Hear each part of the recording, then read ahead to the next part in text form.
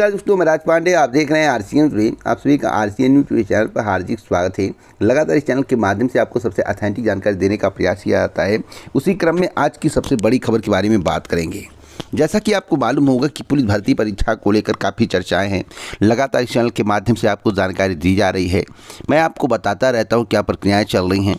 उसी क्रम में सारा काम आगे बढ़ रहा है।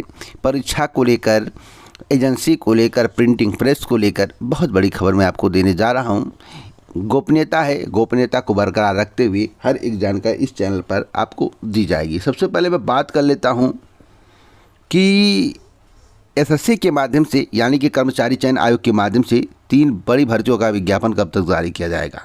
कर्मचारी चयन आयोग की कंबाइंड ग्रेजुएट लेवल यानी कि CGL भर्ती परीक्षा और मल्टी टास्किंग स्टाफ यानी कि MTS भर्ती के लिए आवेदन प्रक्रिया जारी है।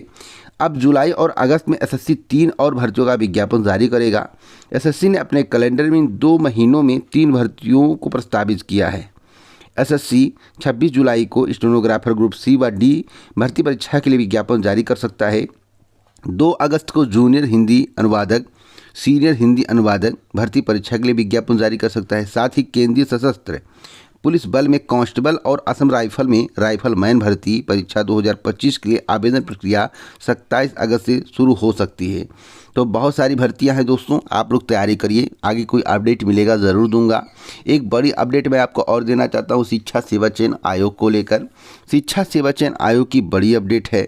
आपको बता दें कि प्राथमिक से लेकर एडेड माध्यमिक, एडेड महाविद्यालयों में सहित तकनीकी शिक्षण संस्थानों में शिक्षक भर्ती के लिए उत्तर प्रदेश शिक्षा सेवा चयन आयोग का गठन किया गया है। इसके गठन के साथ ही उत्तर प्रदेश उच्चतर शिक्षा सेवा आयोग और माध्यमिक शिक्षा सेवा चयन बोर्ड से होने वाली शिक्षक भर्तियां अब यही आयोग कराएगा। भर्तियों के लिए जो भी प्रक्रियाएं हैं इसी आयोग के माध्यम से पूरी होंगी। शासन इन दोनों पुराने शिक्षक भर्ती संस्थानों के विरुद्ध अदालतों में दाखिल वादों की फाइल भी नए चयन आयोग को स्थानांतरित कर दी गई है। शिक्षा सेवा चयन आयोग में 31 अधिवक्ता नामित किए गए हैं। तो बिग ब्रेकिंग न्यूज़ मैं आपको बता रहा हूँ। एक बड़ी अपडेट मैं आपको और दे दूँ शिक्षकों के विरोध को लेकर। शिक्षक विरोध कर रहे हैं डिजिटल हाजिरी का, आपको मालूम होगा। लेकिन सीएम का एक निर्देश आया है। सीएम ने निर्देश क्या दिया है, आइए जान लेते हैं। डिजिटल हाजिरी के विरोध में बेसिक शिक्षकों के प्रदेशव्यापी आंदोलन के बीच सीएम योगी आदित्यनाथ ने सोमवार को डीएम व शिक्षा क्षेत्र के अधिकारियों को इसका समाधान निकालने का निर्देश दिया है। उन्होंने कहा है कि शिक्षक प्रतिनिधियों से बातचीत कर मामले का हल निकाला जाए। तो यूपी में 8 जुलाई से बेसिक स्कूलों में डिजिटल हाजिरी लागू कर दी गई है।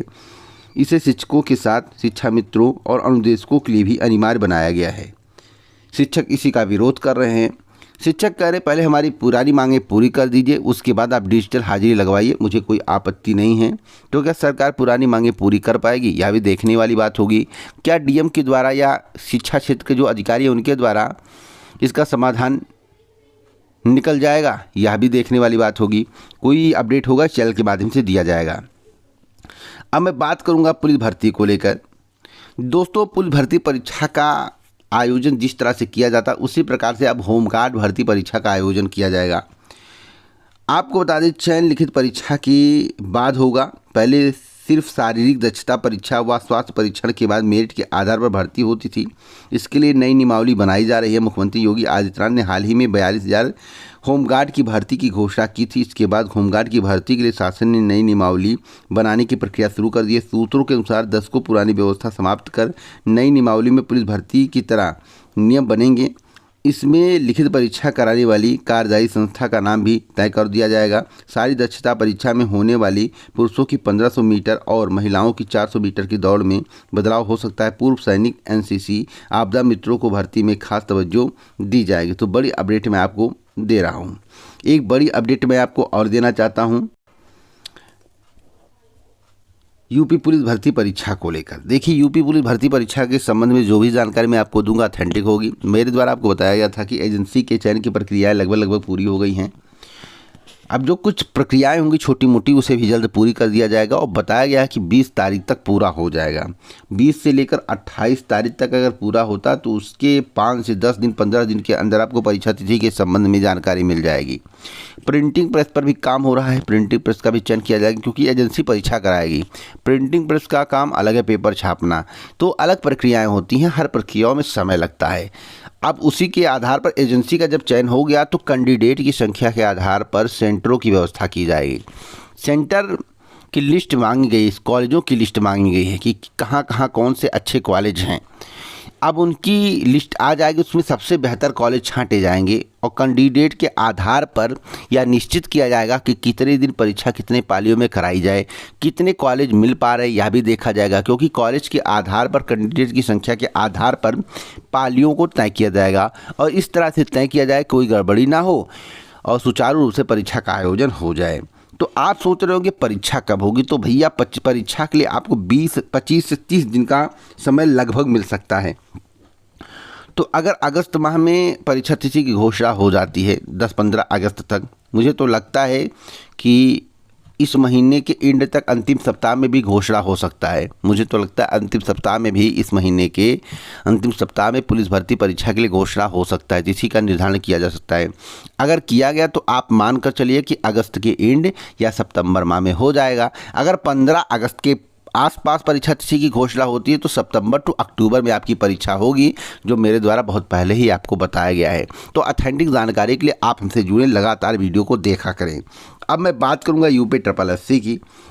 जैसा कि आपको मालूम होगा कि यूपी की भर्तियों के संबंध में आप जानकारी मांगते रहते हैं। मैं पेट से लेकर सभी भर्तियों की जानकारी देता हूं, वही जानकारी देता हूं जो सटीक मुझे प्राप्त होता है। मैं बात करता हूं वीडियो भर्ती को लेकर। वीडियो भर्ती का रिजल्ट कब घोषित होगा, तो वीडियो भर्ती का रिजल्ट 2018 जिसका री एग्ज़ाम करवाया गया था, उसका रिजल्ट आपको सितंबर माह तक देखने को मिलेगा। कब तक? सितंबर माह तक। अब आप सोच रहे होंगे सितंबर माह तक आएगा तो ज्वाइनिंग कब तक होगी, तो नवंबर दिसंबर माह तक अधिकतम ज्वाइनिंग आपकी हो जाएगी। एक बड़ी अपडेट मैं आपको, और सितंबर अक्टूबर नवंबर से लेकर दिसंबर माह तक आपकी ज्वाइनिंग हो जाएगी। एक बड़ी अपडेट मैं आपको और देना चाहता हूं पेट को लेकर। पेट के नोटिफिकेशन पर अभी कार्य शुरू नहीं हुआ है। कब तक शुरू होगा, तो मुझे लगता है इस महीने के एंड तक जो है पेट के नोटिफिकेशन पर कार्य शुरू कर दिया जाएगा। पेट 2024 से बहुत सारी भर्तियाँ आने वाली है, पॉपुलर भर्तियाँ आने वाली है जिसका आपको इंतजार है। और पेट 2025 में भी भर्तियाँ आएंगी क्योंकि आगे चल के 26 के बाद 27 में चुनाव, तो सब कुछ देखते हुए सरकार अपना वर्क कर रही है। तो मैं आपको बता दूं, अगर आप पेट की तैयारी नहीं कर रहे हैं तो करते रहिए क्योंकि अगस्त माह में इसका नोटिफिकेशन आएगा। अगस्त के एंड या सितंबर माह से हो सकता है कि आवेदन प्रक्रिया स्टार्ट हो जाए। तो बड़ी अपडेट मैं आपको दे रहा हूं।